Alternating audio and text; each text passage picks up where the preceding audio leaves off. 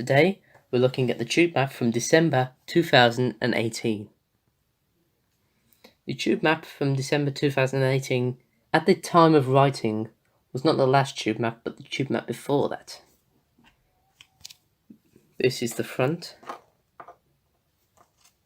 the back, and you open it out and there is the tube map.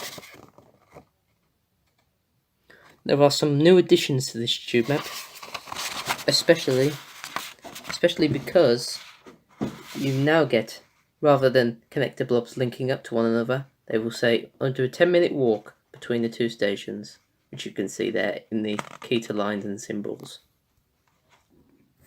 The pocket tube map is part of the Art on the Underground.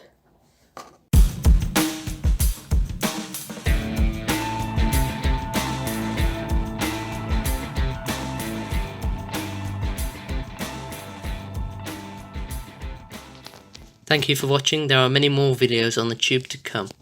So until then, thank you for watching.